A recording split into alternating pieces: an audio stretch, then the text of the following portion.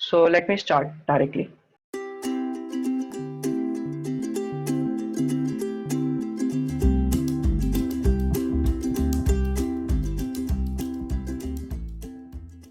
So we are going to start with special relativity.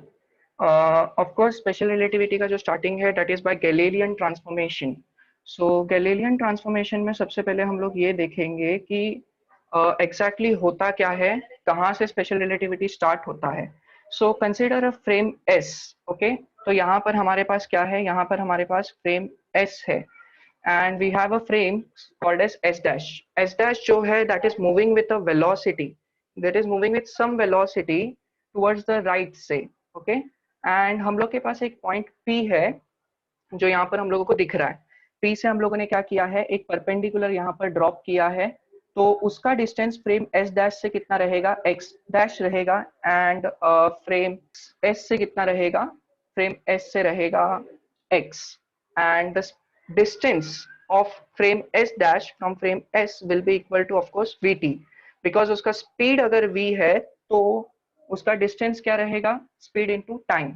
So what we are going to see here is something called as Galilean transformation. मतलब मुझे क्या करना है, मुझे एक बार frame S dash से बैठ के देखना है चीजों को और एक बार फ्रेम S से बैठ के देखना है.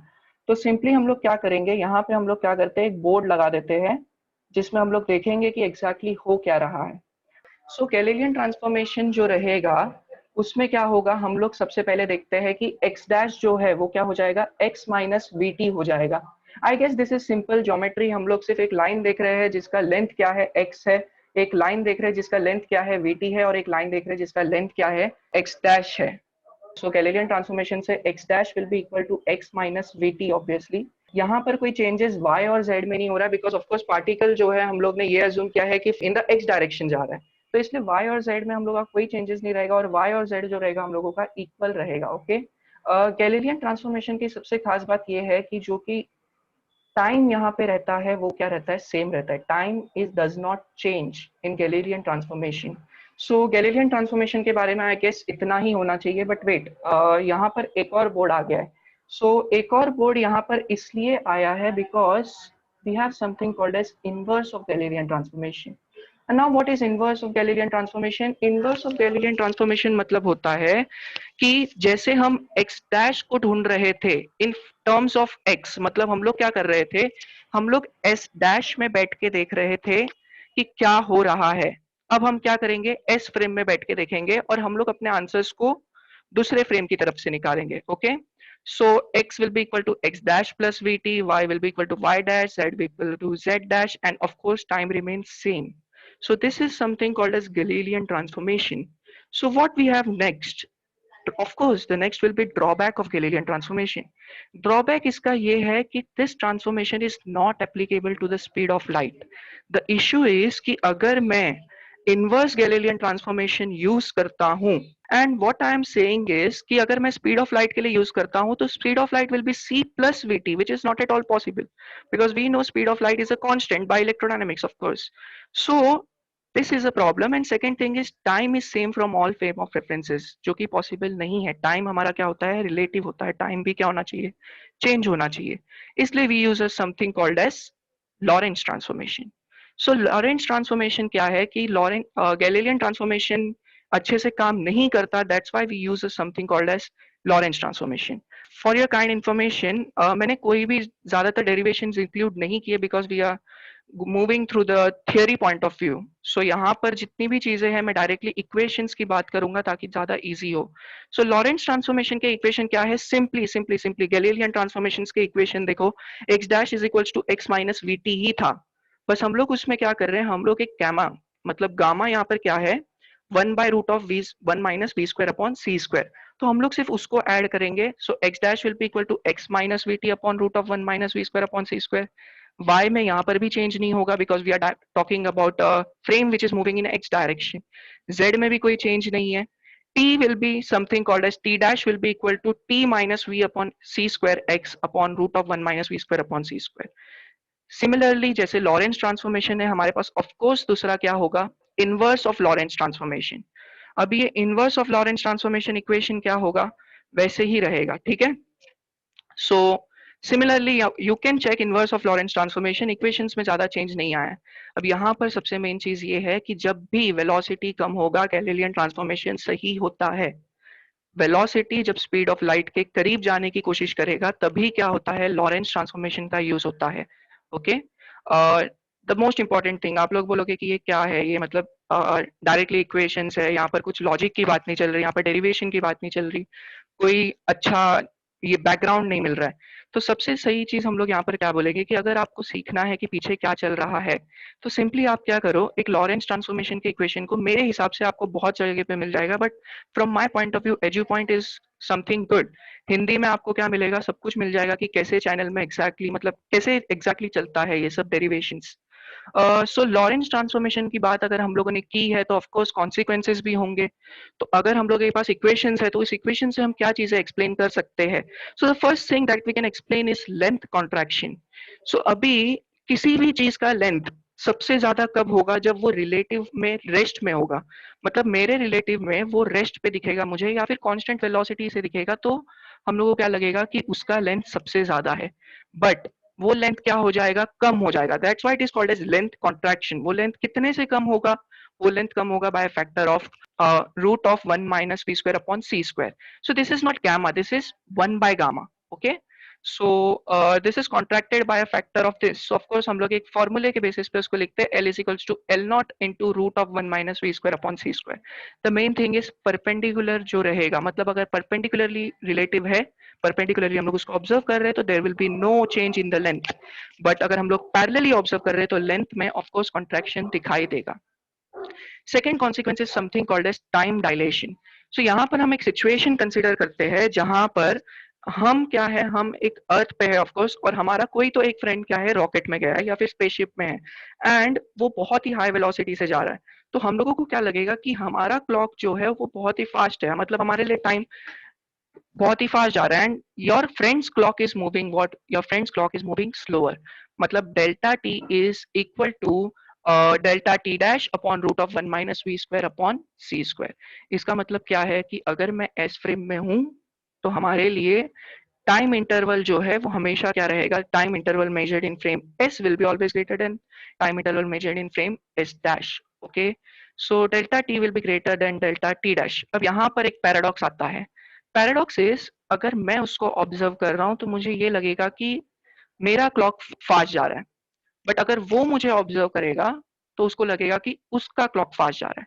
So this is something called as a paradox, क्योंकि दोनों सिचुएशन में क्या हो रहा है, सेम स्टेटमेंट है बट कॉन्ट्राडिक्ट हो रहा है। So that's why we resolve it by something called as twin paradox, जो कि फिलहाल यहाँ पर मेरे पार्ट में नहीं है।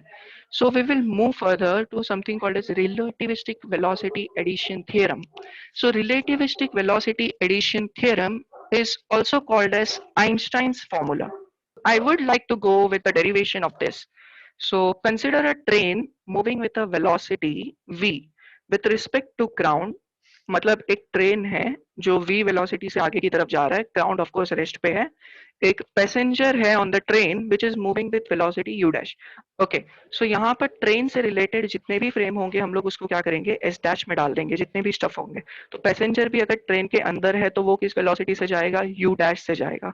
Okay, and frame S dash पे क्या है, ट्रेन है हमारा, ग्राउंड जो है वो एस फ्रेम में है, ट्रेन जो है हमारा वो क्या है, एस डैश फ्रेम है। ट्रेन के अंदर जो पैसेंजर है वो क्या हो रहा है, यू डैश वेलोसिटी से जा रहा है। ट्रेन जो है वो v वेलोसिटी से आगे की तरफ जा रही है with respect to ground of course. Lorentz transformation का इक्वेशन हमें पता था कि x dash will be equal to x minus v t upon root of 1 minus v square upon c square. So अभी हम लोगों को पता है कि speed equals to distance upon time, तो अगर मैं फ्रेम s डैश की बात कर रहा हूँ तो u dash will be equal to x dash upon t dash. And simply मैंने क्या किया है, इसको दूसरे साइड भेजा है, that is u dash into t dash will be equal to x dash. Okay, so by Lorentz transformation we will get we can apply Lorentz transformation to time also. अभी हम लोग ने क्या किया, यहाँ पे Lorentz transformation time के लिए भी अप्लाई किया है एंड x dash के लिए भी अप्लाई करेंगे, एंड हम लोग क्या करेंगे, उसको इक्वेट करेंगे। यहाँ पर इस वाले हिस्से में हम लोग क्या करेंगे, इक्वेट करेंगे, and what we will get is x minus v t, और यहाँ पे ये वाला फंक्शन कैंसिल हो रहा है, x minus v t will be equal to this and थोड़ा सा सॉल्व एक I will wait for just 30 seconds so that you can go through ki what exactly is going on. So थोड़ा सा एक बार ध्यान से देख लेना। दिस डेरिवेशन का this part is important for understanding. यहाँ पर मैंने, अगर आप देखोगे, ये पेज में फाइनल आंसर नहीं लिखा गया था, तो मैंने यहाँ पर सिंपली क्या किया है, फाइनल आंसर लिखा है, that is u will be equal to u dash plus v अपॉन 1 प्लस u डैश v अपॉन सी स्क्वायर। अगर आपके पास नोटबुक और पेन है साइड में, तो ये फॉर्मूला नोट करके रखना, the most important formula. Now moving on to something called as relativistic Doppler effect. हम लोग डायरेक्टली अगेन फॉर्मूला पे जाते हैं। डॉपलर इफेक्ट आई गेस सबको क्लियर होगा ही कि डॉपलर इफेक्ट क्या होता है। डॉपलर इफेक्ट में या तो बॉडी दूर जा रही होती है या तो बॉडी नजदीक आ रही होती है। So we talk about something called as observer and source pair. तो ये पेयर या तो एक दूसरे से दूर जा रहा होगा या तो एक दूसरे के नजदीक आ रहा होगा।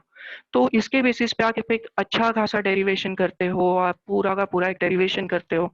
12th का आप मेथड यूज कर सकते हो। इनफैक्ट 12th के टेक्स्ट बुक में भी यही फॉर्मूला हम लोगों ने देखा रहा होगा कि apparent frequency equal to the original frequency of that object into root of c plus minus v upon c minus plus v। ये क्या है, c is the velocity of light, v is the velocity of source और observer, of course mu is the frequency. So यहाँ पर सबसे main चीज है कि यहाँ पर प्लस माइनस और माइनस प्लस क्यों है। ऊपर अगर प्लस रहेगा तो नीचे माइनस आएगा, ऊपर अगर माइनस रहेगा तो नीचे प्लस आएगा फॉर्मूले में, ठीक है। सो इसके बेसिस पे हमें दो कंडीशन मिलना चाहिए of course. So what are those two condition? Those two conditions are कि अगर मेरा सोर्स ऑब्जर्वर पेयर एक दूसरे की तरफ आ रहे हैं, मतलब they are moving close to each other, और दूसरा कंडीशन क्या रहेगा, सोर्स ऑब्जर्वर पेयर एक दूसरे से दूर जा रहे हैं। तो अगर वो एक दूसरे के करीब आ रहे हैं तो मुझे उसका फ्रीक्वेंसी क्या दिखेगा, ब्लू शिफ्टेड दिखेगा। अगर वो एक दूसरे के दूर जा रहे हैं तो मुझे उसका फ्रीक्वेंसी रेड शिफ्टेड दिखेगा। So I will not disclose the formula. Blue shift मतलब होगा कि क्या, एनर्जी ज्यादा होगा, बिकॉज ब्लू फ्लेम का एनर्जी येलो फ्लेम से ज्यादा होता है। और अगर मुझे इसका सबसे बेसिक एग्जांपल देना है तो हमारे घर पे जो गैस होता है वो ब्लू फ्लेम में आता है, और हमारे गांव में जो चूल्हा जलाते हैं वो येलो फ्लेम में होता है। यही रीजन है कि हमारे घर पे खाना जल्दी पक जाता है, बट गांव के गैस में या फिर चूल्हे में नहीं पकता, जो लकड़ी से हम लोग करते हैं। सो ऑफकोर्स ब्लू फ्लेम का एनर्जी क्या होता है, ज्यादा होता है। ब्लू फ्लेम का अगर एनर्जी ज्यादा है तो एच म्यू के हिसाब से उसका फ्रीक्वेंसी भी ज्यादा होना चाहिए। तो अपेरेंट फ्रीक्वेंसी मुझे क्या होना चाहिए, ज्यादा दिखना चाहिए। सो अगर हम लोग उस फॉर्मूले पे देखें तो अपेरेंट फ्रीक्वेंसी म्यू डैश ज्यादा होना चाहिए। वो कब ज्यादा होगा, जब मेरा ये प्लस माइनस का ही जोल है फॉर्मूले में, तो जब मेरा न्यूमरेटर बड़ा होगा तो आंसर भी बड़ा होगा ऑफ कोर्स। सो इसलिए हमारे फॉर्मूले में क्या आना चाहिए, mu root of c plus v. अभी ऊपर प्लस दे दिया तो नीचे ऑफ कोर्स क्या आएगा, सी माइनस वी ही आएगा। Okay, next condition is red shift. Of course red shift में कम होना चाहिए, जितना डिनोमिनेटर बड़ा होता है उतना आंसर कम होता है, इसलिए mu dash will be equal to mu root of c minus v upon c plus v for red shift. So this is something called as relativistic Doppler effect. Aberrations of light. Aberration is really an important formula, important part. Aberration क्यों important है? Because जब कोई object move होता है relatively very faster of course, so वहां पर क्या होगा कि मुझे उसका पोजीशन जो है ओरिजिनल पोजीशन से वो हटकर दिखाई देता है। व्हेन आई से ओरिजिनल पोजीशन से हटकर दिखाई देगा, तो एक बार डेरिवेशन डेफिनेशन देख लेते हैं। Aberration is a change in apparent position of N astronomical body like a star lying directly overhead. This is because of the motion of observer on the earth. Motion of observer on the earth of course means the motion of the earth. So क्या होगा कि मुझे वो क्या दिखाई देगा, मुझे थोड़ा सा हटके दिखाई देगा। So this is called as aberration. So ये aberration of light क्यों आता है? FYI, don't get confuse with something called as atmospheric refraction. ये रिफ्रैक्शन की वजह से जो चेंजेस आ रहा है ये वो नहीं है। This is due to the relative motion of observer and source. तो उसके वजह से ये चेंज इन अपेरेंट पोजीशन आ रहा है, एंड रिफ्रैक्शन की वजह से भी हमें ऐसे ही चेंजेस दिखाई देता है। So of course we have to go about something, थोड़ा सा तो डेरिवेशन करना ही पड़ेगा इसका भी। So relativistic equation for aberrations of light. Okay, so सबसे पहले हम लोग वेव इक्वेशन अगर x डायरेक्शन में है तो z equals to a into sine 2 pi mu t minus x by lambda. Wave equation of course in y direction will be same ही रहेगा, but we will have mu t minus y by lambda. अभी अगर वही चीज wave equation for a plane is a sine 2 pi mu t minus projection, हम अभी यहाँ पर x का प्रोजेक्शन कहाँ पर गिरेगा, y का प्रोजेक्शन कहाँ पर गिरेगा, जो हम लोग 9 स्टैंडर्ड में कोऑर्डिनेशन में करते थे, we will do that. We will say it will be x cos theta plus y sin theta upon lambda. Okay, so simply next step में हम लोग क्या करेंगे, हम लोग माइनस साइन को अंदर भेज देंगे and we will have something called as mu t minus, side का स्टफ सेम है तो मैं उस पर कॉन्सेंट्रेट नहीं कर रहा, mu t minus x cos theta upon lambda minus y sin theta upon lambda. So wave equation for frame S dash should be kind of similar. So we will have everything same, but in terms of dash, because we are talking about S dash frame. So Lorentz transformation, of course, the hero for this subject. Lorentz transformation is x dash, of course, बार बार बोलने का जरूरत नहीं पड़ेगा, but then 2 मैं एक बार बोल देता हूँ ताकि आपको याद रहे. X dash equals to x minus vt upon root of 1 minus v square upon c square. Y dash will be equal to y, z dash equal to z, because of course हम लोग यहाँ पर फिर उसी frame की बात कर रहे हैं जो एक ही डायरेक्शन में मूव हो रहा है. Okay, and t dash will be equal to t minus v upon c square into x into root upon root of 1 minus v square upon c square. Okay, and we will put those equation over here. वो हम लोगों ने सिर्फ लॉरेंट्ज equation यहाँ पर हम लोगों ने पुट किया है, सबको सब्स्टिट्यूट किया है, and then you will start solving and then you will start comparing the s का आंसर एंड एस डैश का आंसर. एंड पूरा सॉल्व करने के बाद, ऑफ कोर्स मैं यहाँ पे डेरिवेशन नहीं सिखा रहा, सो पूरा सॉल्व करने के बाद we will get something like this. Tan theta dash, tangent of theta dash will be equal to sine theta. Theta dash is the from S dash, of course, and theta is from S frame of reference. Tan theta dash will be equal to sine theta root of 1 minus v square upon c square upon cos theta minus v by c. Okay, so of course इससे theta ढूंढ सकते हैं tan inverse करके. Relativistic mass मुझे इतना बताने की जरूरत नहीं पड़ेगी. m naught is called as rest mass of something. m is equals to m naught upon root of 1 minus v square upon c square. So यहाँ पर क्या हो रहा है, एक बात याद रखना, यहाँ पर आपको पूछ सकते हैं यहाँ पे मास बढ़ रहा है कि कम हो रहा है. तो लेंथ कॉन्ट्रैक्शन के टाइम पे ये जो root of 1 minus v square upon c square था मल्टीप्लाई हो रहा था और लेंथ कॉन्ट्रैक्ट हो रहा था. तो यहाँ पर ये डिवाइड हो रहा है, मतलब मास बढ़ रहा है. Okay, so m is getting bigger and bigger, where m naught is called as rest mass. So it is just a small trick to by heart. M is equals to m naught upon root of 1 minus v square upon c square, where m naught is rest mass and m is relativistic mass. So similarly अगर मेरे पास मास है तो मेरे पास energy भी होना चाहिए. So energy का formula भी हम लिख देते हैं, E is equals to mc square. Okay, E is equals to mc square का भी डेरिवेशन है. E is equals to mc square का डेरिवेशन बहुत ज़्यादा लंबा है. If you want, you can follow that on, again you can follow that on EduPoint only. हमारे पास कोई एक ऐसा मेथड नहीं है जो एफिशिएंट है मास को एनर्जी में कन्वर्ट करने के लिए. So that is the most important thing. There is a theory which says कि सबसे अच्छा civilization किसी सोलर सिस्टम या फिर किसी यूनिवर्स में कौन सा हो सकता है जो अपने पेरेंट स्टार का एनर्जी यूज कर सके. मतलब मुझे सिंपली क्या करना पड़ेगा, मुझे बहुत सारे सोलर पैनल्स मर्क्यूरी में बनाने पड़ेंगे और उसको सन की तरफ भेजना होगा एंड एक सन के अराउंड एक स्फीयर बनाना होगा जो क्या कर सके, वो पूरे पेरेंट स्टार की एनर्जी को एब्जॉर्ब कर सके. ओके, सो वो पूरे स्टार की एनर्जी को एब्जॉर्ब करेगा, तो that is called as Dyson sphere. अब तुम लोग बोल रहे हो कि अरे कितना वेग बात कर रहा है, कुछ मतलब नहीं है. वेट, केपलर करके जो सैटेलाइट है that searches for extra terrestrial planets. मतलब वो क्या करता है, वो एक्सो प्लैनेट्स ढूंढता है जहाँ पर लाइफ पॉसिबल है. तो वो क्या करता है, वो डायसन स्फीयर भी खोजने की कोशिश करता है. मतलब क्या कोई ऐसा सिविलाइजेशन है जो मतलब अपने पेरेंट स्टार की एनर्जी सोक कर रहा है. और सबसे अच्छा एग्जांपल मेरे ख्याल से इससे अच्छा कोई नहीं हो सकता है कि थॉर ने भी स्टॉर्म बेकर बनाते वक्त न्यूट्रॉन स्टार का एनर्जी यूज किया था. So that is an important thing. और ब्लैक होल में हमें सबसे ज्यादा एफिशिएंट एनर्जी मिलता है. मतलब मास टू एनर्जी कन्वर्जन को जितना लेवल ऊपर तक लेके जा सकते हैं उतना कोई सिविलाइजेशन एडवांस हो सकता है. So this is a very very very important stuff and this is the stuff जिसके वजह से हम लोग बोलते हैं कि आइंस्टाइन को बहुत ज्यादा इज्जत दी जाती है या फिर रिस्पेक्टेबल माना जाता है. We are not moving to that much, तो हम लोग डायरेक्टली वापस से इस पे आ जाते हैं रिलेटिविस्टिक एनर्जी पे. E equals to mc square, therefore mass को सब्स्टिट्यूट करेंगे m not upon root of 1 minus v square upon c square. So we get this equation for energy, relativistic energy. Relativistic kinetic energy is very very important from numerical point of view. It's quite simple. Total energy equals to rest energy plus kinetic energy. Therefore kinetic energy को क्या करेंगे हम लोग, total energy minus rest energy कर देंगे, that is mc square is equals to mc square of course, and m naught c square. m naught c square is called as rest mass energy, ये ध्यान में रखना. सो यहाँ पर m और m not का कन्वर्जन पता है, तो सिंपली यहाँ पर m को m not c square upon root of 1 minus v square upon c square लिखा है, माइनस m नॉट स्क्वायर लिखा है.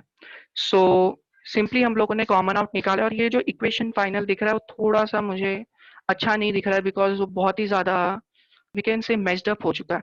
सो मैं क्या करूंगा, मैं उसी इक्वेशन को लिख रहा हूँ, मैं कुछ नया नहीं कर रहा हूँ, उसी इक्वेशन को अच्छे से लिख रहा हूँ. काइनेटिक एनर्जी के m not c square times bracket में 1 upon root of 1 minus v square upon c square minus 1. This is called as relativistic kinetic energy. हमारा रिलेटिविटी ऐसा क्या कर रहा है जो क्लासिकल से अलग है. काइनेटिक एनर्जी का फॉर्मूला पूरी तरीके से चेंज हो चुका है. हमारा काइनेटिक एनर्जी का छोटा सा फॉर्मूला था हाफ एम वी स्क्वायर, वो कहाँ चला गया और ये क्या आ चुका है. So there is a comparison between relativistic kinetic energy and classical kinetic energy. मतलब किस कंडीशन में क्लासिकल एनर्जी रिलेटिविटी का एनर्जी ब्रेकडाउन होके या फिर बहुत लिमिट में आके क्लासिकल काइनेटिक एनर्जी का फॉर्मूला देता है. And that is due to something called as binomial expansion of mathematics, जो आप देख सकते हो. And I will recommend another YouTube channel called as talks खुशर आई गेस. सो ये चैनल पे आप जाके देख सकते हो. एंड सिंपली बिकॉज, और हाँ, ये वीडियो एक्चुअली देखना, बिकॉज यहाँ पे आपको समझेगा कि क्लासिकल थियरी कैसे ब्रेक होता है, मतलब एक टाइम बाद वो कैसे अपना पाथ जो है उससे डेविएट होगा. Next is the very very very very important thing and most important stuff for further studies in physics of course. Relation between relativistic energy and momentum. हमारे पास relativistic energy है, हमारे पास relativistic momentum भी है. Relation between relativistic energy and momentum, थोड़ा सा derivation देख लेते हैं. Okay, relation between energy and momentum, we know the equation for E, that is E is equals to m naught c square upon root of 1 minus v square upon c square. And momentum का equation क्या होगा, mass into velocity, and mass को उसने क्या कर दिया, substitute कर दिया. So we are squaring the equations. सबसे पहले हम लोग क्या करेंगे, इक्वेशन 1 को भी स्क्वायर करेंगे, 2 को भी स्क्वायर करेंगे.